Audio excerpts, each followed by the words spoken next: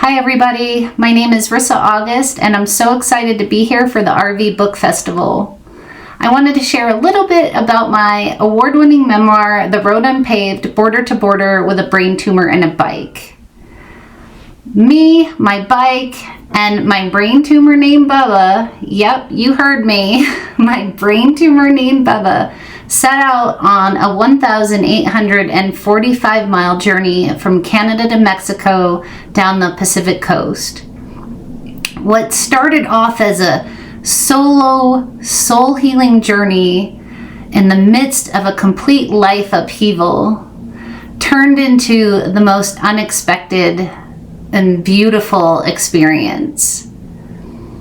What I learned from this journey was that a lot of the constraints and limiting beliefs I had were often self-imposed, were often of my own doing, and therefore could be my own undoing.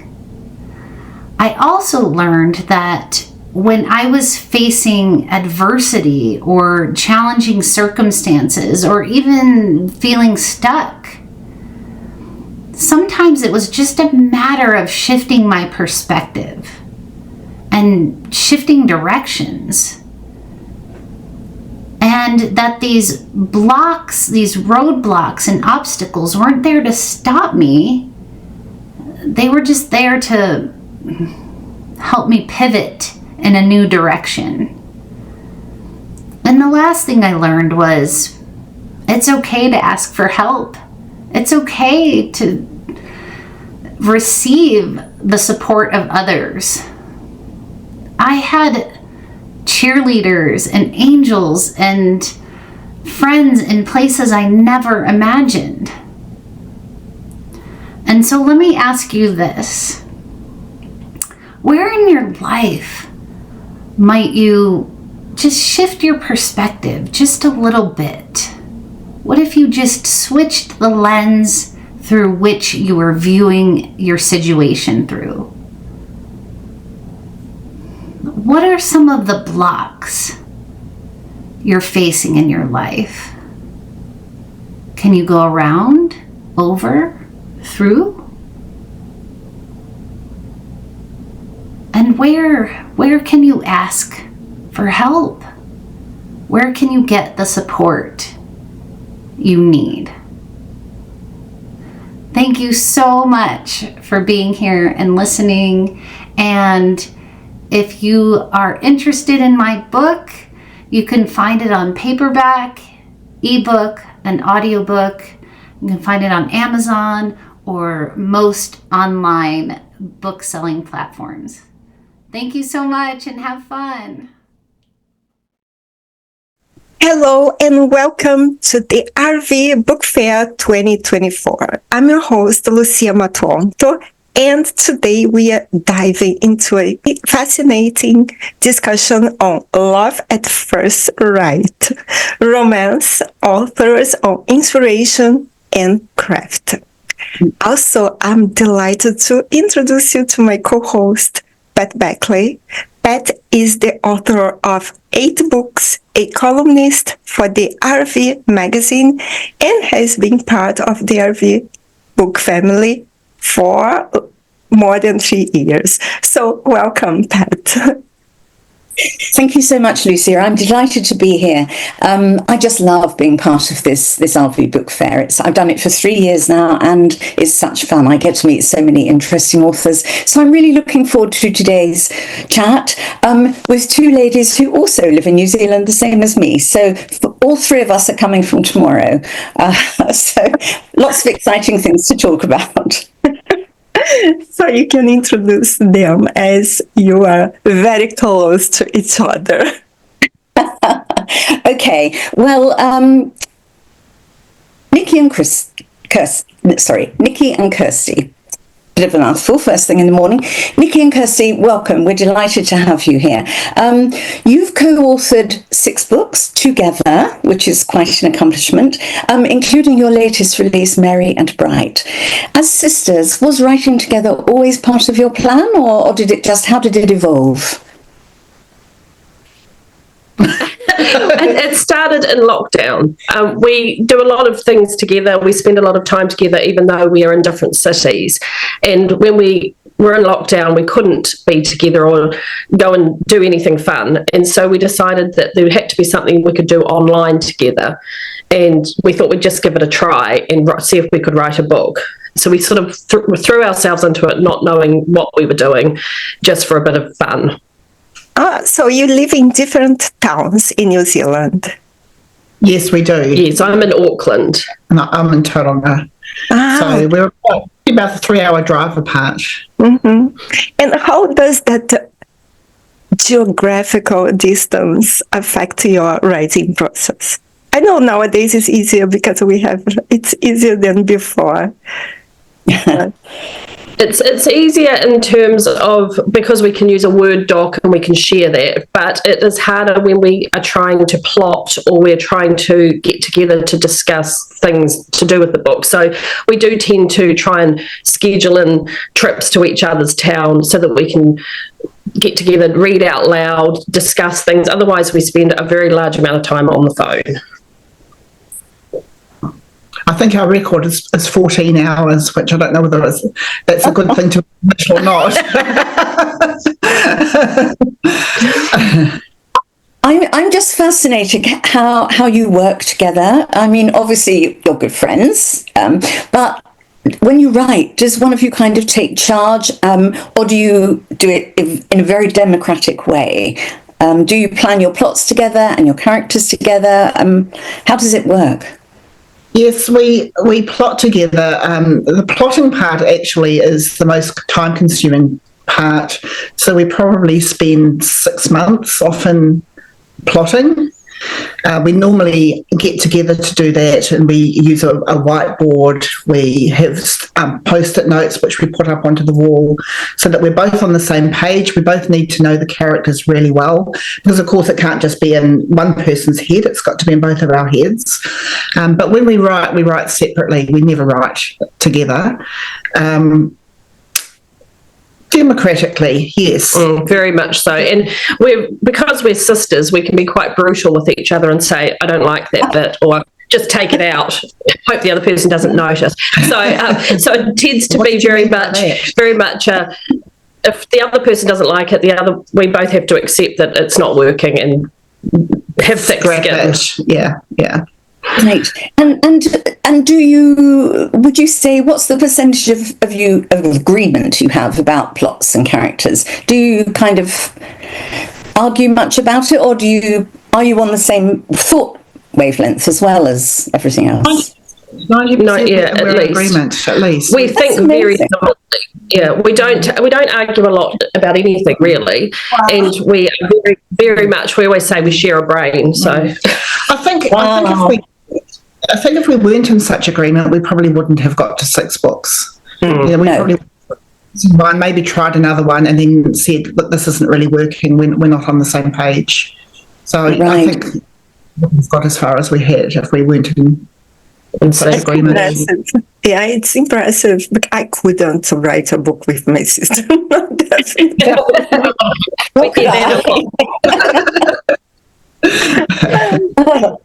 Did you always get on well when you were little girls? Were you always really close then? Have you always been united? 6 years between us. I'm 6 years older than Kirsty. So probably not until we were in our 20s. Mm-hmm. Yes, I was living in Auckland and I came home for a while to Tauranga, and we were both working for our father in the family business. And then Nikki had her first child, and I think that really brought us together a lot. I was very excited to be an auntie, and I think then because we worked together, we were living in the same town again, we got quite close. But when we were little kids, I just idolised Nikki, and I would trot round after her and drive her mad, so it probably wasn't a mutual friendship. No. She was just the annoying little sister.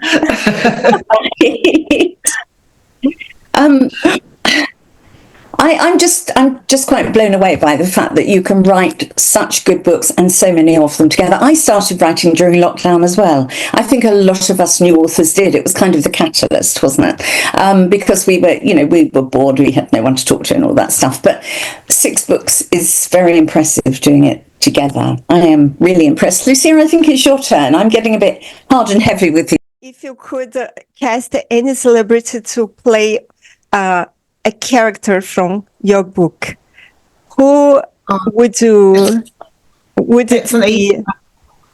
That's an easy one for me. I'd like to have Theo James. Yes, I agree. Play either Bright or our latest book, Ambrose. He's very much based on that. Although one of our books, Given a Buckley's Chance, we very much wrote the lead character thinking about Chris Pine. Ooh. So we definitely have an idea in our head of who they look like. Not so much the female. I have a good idea. Fine. Yes. Yes. So, Pat. Okay. Your latest book, which obviously I've only seen the covers of, but I've heard some really good things about it. Mary and Bright. I love the cover, by the way. I love all your covers, but we'll come to that later. But the cover for that one is really quite special. Are any of the... what sparked the inspiration for this storyline? I kind of know the storyline, so I'll let you say it. And how do you balance humour with romance, and in a heartfelt way in your books? What are your tips for anyone listening who wants to write romance? We were just talking about that, actually. We were talking about how we have very much closed door romance, and because we're sisters, we don't really want to write sex scenes. But we were also saying that when you get to our age, romance and sex is probably more funny than it is romantic. There's a lot more that goes wrong, and that you're not as limber and flexible. And so we were sort of saying that that probably comes from our own experience of romance, that we write very comedic romance rather than the chocolates and the flowers romance that you used to dream of when you were young. Mm-hmm. But Miriam Bright itself was inspired by our father, who got Alzheimer's, and it was really quite awful and very unfunny, and it was quite tragic. We wanted something funny to happen with it so that we could find some comic relief in the awfulness. And there was very few things that Dad did that were funny, but there were a couple of moments, and one was what happened with Nikki. I'll let you tell. Which was about the centre. I don't know how it is in the rest of the world, but in New Zealand, our postal vans are these little red mini kind of car things, and the postman turned up on the van. He drove into Dad's driveway. I was visiting at the time, and he had his big sack of mail on the back. Dad looked out the window and he said, "Oh, look, there's Santa Claus." And and it was the red van with the big bag of mail on the back, and I just laughed and laughed and laughed. So that was where the idea was born for our latest book. Somebody with dementia that perhaps is getting a little bit confused about who might or might not be Santa Claus. Yeah. Yes, so we set it in a retirement village, but it's very much not an octogenarian romance, but it is the man who owns the retirement village and one of the workers there having a romance. But we find that with Mum, and she's living in a little village, and there's so much humour in all of her friends and the dialogue, and that we thought old people have some great humour. So that's where the inspiration for that one came from. I think that's wonderful. Go ahead. Sorry. Go ahead. No, repeat, Pat, please. Oh, okay. I think that's wonderful. Both my parents ended up very unwell, and in homes. And I think if you can just pick out the good bits from those moments, which you've obviously done, is a wonderful thing. I remember my mum used to say some really funny things, which obviously I'll incorporate into my writing later, but good for you. I bet your book will be popular amongst residents of aged care homes, because they will understand where you're coming from. So thank you. Lucia, sorry, your turn. Yeah. Now, Pat was telling something about your book cover, and I was checking. The covers are so beautiful, bright, modern, and also colorful. I'm curious to know, how do you decide on those together? Or do you collaborate with a cover designer to bring your vision to life? Yes, we've got a fantastic cover designer who lives in New Zealand. She's in Hamilton, and we love her. And we found her after a lot of trial and error, not really finding what we were looking for. And she did our first cover, and we loved it. And then every cover we've done since, we've loved more and more and more. So we're both pretty much in agreement, aren't we, about what we put on them. We decide on a colour first. We like our books colourful, so we decide on the base colour, and then we try to put something on there that looks both romantic and funny to give the vibe of a rom-com, but with a bit of New Zealand flavour, a little bit of quirk, and then we just come up with what we want, and she nails it perfectly. She always says when she gets an email from us, she always thinks, oh no, what do they want now? Or a garden gnome with a knife in its back. So yeah, I think we're a little bit different than some of our other clients. we provide a challenge for you. They are very beautiful. Very beautiful. Yeah. It's very.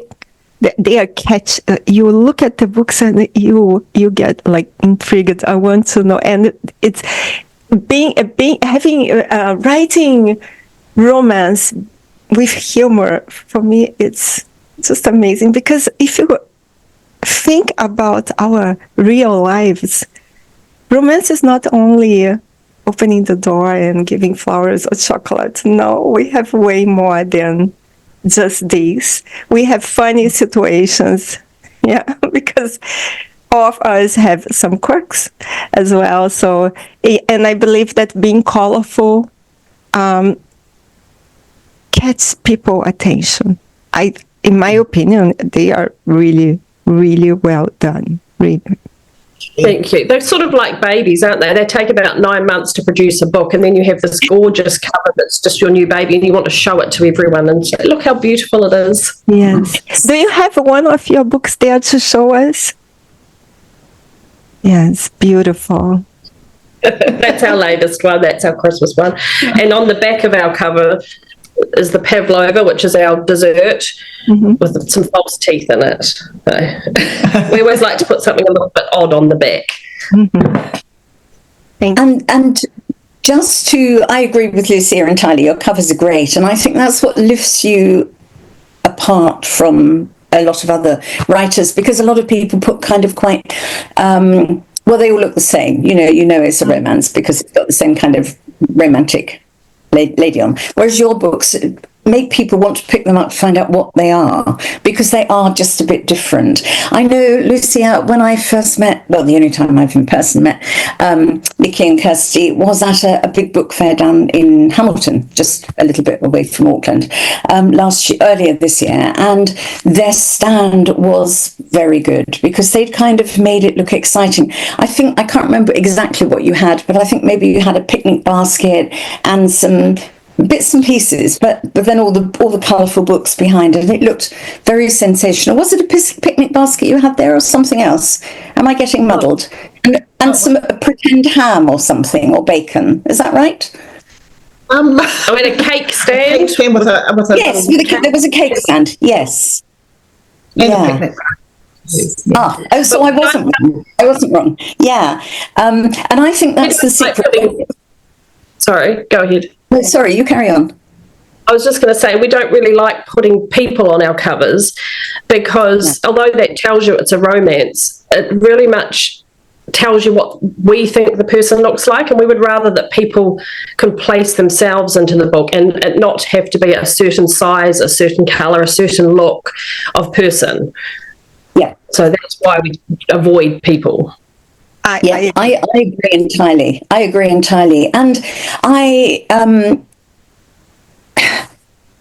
think the market is so flooded that you've kind of made a niche for yourselves that's very different to most other writers in your genre. So that's really very clever. Are you going to carry on in that vein, or do you have ambitions to divert and write fantasy or horror or anything like that?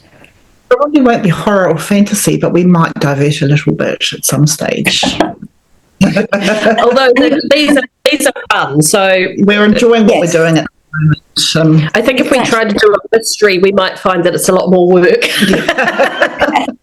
Might have a few plots. But we do have a couple of kids' books coming out next year, which we're doing just as a bit of fun, as a side thing between books. So that's fun because we get to choose illustrations for it, and it's great. That's so good. And are you publishing the books yourself? Are you your own publishers? Yeah. You see, I'm the same. Lucia is the same, and I know, speaking for both of us, and I'm sure the same for you. Part of the reason, quite apart from the fact I'm too old to hang around waiting to get noticed, but part of the reason I wanted to do it, and I suspect you too, is that you then have total control over your book. You're not just handing the rights over to someone else and then they say, oh no, we don't like your ideas for a cover. We want you to change chapters 27 to 45. And, we've got total control, haven't we? Yeah. And we make more royalties by doing it ourselves. I mean, it's harder work. And I'm sure, like all of us, you find the marketing a bit of a pain. I find the marketing the worst bit. I could write 100 books rather than have to market one. I hate it. But yeah, so do you have anything you want to say about your self-publishing? I think the hardest part has been the stigma from some bookstores, and we find that challenging because really we've put in money into our covers and into our editing, and the books we think are beautiful and compete well in the market, and it's just so frustrating when you're not even given a chance to sell them in a store. So that's something we have to get our heads around and accept, I think. So there's a little bit of chipping away and hoping that attitudes change. And then when you do, I agree. You appreciate it so much. It's so nice. Yeah, I agree entirely. It's the hardest thing. I mean, in some ways, the only reason we want our books, to be honest, in the bookshops is for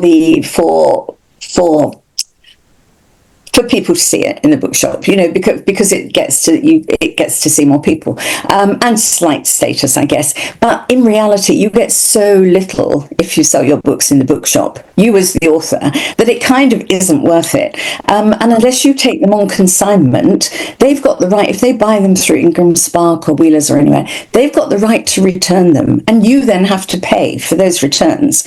And that's a lot. Yeah. So I don't want to do it anymore. No.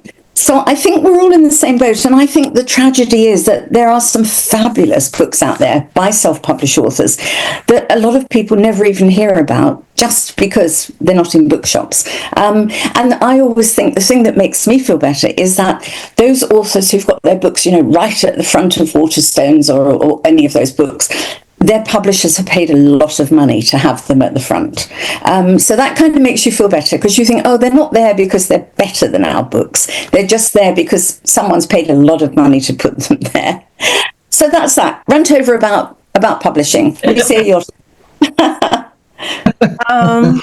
What else I want to... I think we asked a lot of questions, but basically, what's coming next for both of you? Are you for example, you are going to publish children's books.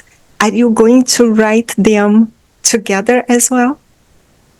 Yes, we've written 2 together, but we've also got another book, another rom-com coming out next year, which was probably always the one that we've just written as our favourite. But this one was a very New Zealand-based book. We went to Stewart Island, which is our very small third island of New Zealand, and did some research down there and ended up writing a book based on that. And we had a ball and we loved it. So that one will be coming out next year, late next year.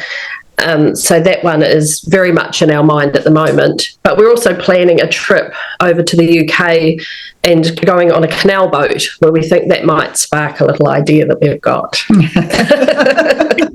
An excuse. It's such a good excuse. You can say, "Oh, I'm taking this trip to do research." It's always research. I like it. I'm going to. Yeah. I'm going. Go ahead. Lucia is going to London and Florida soon, and I think, is that research, Lucia, or just fun? Actually, I'm going to London. Yes, I'm going to interview a movie director and an actor. But of course, it was also an excuse to do some research in London, go to Buckingham. London's so fabulous, though, isn't it? I love it. Yes, but it's amazing that you have the chance to also travel together and experience new things, and then write about it. Have you ever thought about writing something related to travel, or the trip you are planning to do is more to use as a set for your new book? It's a bit of both, really, isn't it? But really what we were going for was we were hoping to get Glastonbury tickets. So we set up late last night to get them and got nowhere near getting Glastonbury tickets. So that we're now rethinking the whole holiday, but that's okay. It's still coming. And we are going to, the main reason is for our trip is to go to Hay on Wye for the big book festival there. Oh, wow. So in Wales. So we're glamping there. So that'll be fun. I'm very envious. I've always wanted to go to Hay on Wye. I spent the first 59 years of my life living in England. Why didn't I go to Hay on Wye then? You should come with us. That would be fun, yeah.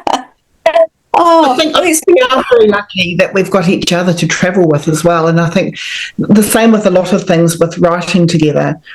It's not as solitary. I mean, I guess, when you're writing on your own, you have to second guess everything, don't you? Where we've got each other to bounce things off and half the work and half the marketing and all the horrible bits that we don't want to do. And half the input of money too, don't we? Yes, yeah. That's right, yes. And you've done so well, because I noticed for your latest book, you had a couple of launches at Paper Plus. Lucia, Paper Plus is like a leading bookstore here in New Zealand. And Kirsty and Nikki have done launches there. So that's very impressive. How did you manage that? Do you know the owners, or? We have just basically approached every Paper Plus in New Zealand and asked them. And we're very lucky. The one that lives near me, he has been wonderful and supportive of us, and has said anytime we have a book, he will do an event for us. He's great. He even let us take all the books out of the window and put ours in for the day while we launched, which was fantastic for photos. And so, yes, some of them have been fantastic. We've had a couple of other bookstores be really supportive too. It's always wonderful when you get someone that gets them behind. That's impressive. Right. Yes. Impressive. I noticed that you have your books in Caffeine and Books in wherever it is, Gleneden or wherever it is. Yeah, He's got a couple of my books there. This is a lovely lady, Lucia, who runs a new and second-hand bookshop, but it's also got a little coffee shop in. She does very good coffee and divine cinnamon wells. Lots of sofas and chairs and, just places to sit. And she very kindly is stocking some indie books for us ladies. So, yeah, good to see you. We should have an author day there. We should ask her to invite us all. Anyway, time's getting on. I could talk to you both for ages, so I'll have to catch up in New Zealand. But is there anything else you want to tell us before we close, or tell our readers, not just Lucia and I? Can you think of anything? No. I have a question. Sorry, go ahead, Kirsty. No. I have a question. Every time I interview someone who writes romance, I want to know if they are romantic. So please, Nikki, are you romantic? I think that I am romantic, and Kirsty's not. I'm not. I'm not romantic. But I'm not romantic in a really soppy kind of romantic way. I'm just more romantic than she is. Yes, I would agree. So I think we balance each other out. Yeah. I'm more cynical. Yeah. So, Pat, you can close the. Okay, well, if you've said everything you'd like to say, I would just like to say it's been an absolute joy interviewing you both. Thank you so much. I've thoroughly enjoyed getting to know you more, learning more about your books and your writing. I'm terribly impressed that you write so well together. If I was trying to write with my sister, my younger sister, I know she would say to me, "Oh, you've always been so bossy, Pat. I couldn't work with you." So I'm very impressed that you two do it. And thank you so much for coming on here this morning. I look forward to catching up with you again soon. Lucia. Likewise, thank you so much for having us. Thank you for having us. It's been lovely to talk to you both. Yes, I want to say thank you so much, Nikki and Kirsty, for sharing your journey with us. It's beautiful. I really admire the fact that you write together and you come to a good conclusion. Thank you very much. It was so nice to meet you. Yes, and it's been very inspiring. And also, I would like to tell our audience, don't miss out on Mary and Bright and their other fantastic rom-coms. You can learn more about Nikki and Kirsty work by visiting their website at www.nikkiperryandkirstyroby.com. And also, thank you for joining us at the RV Book Fair. These ladies will be featured in the Relatable Voice magazine in December. So I hope you enjoy their work and see you next time. Thank you.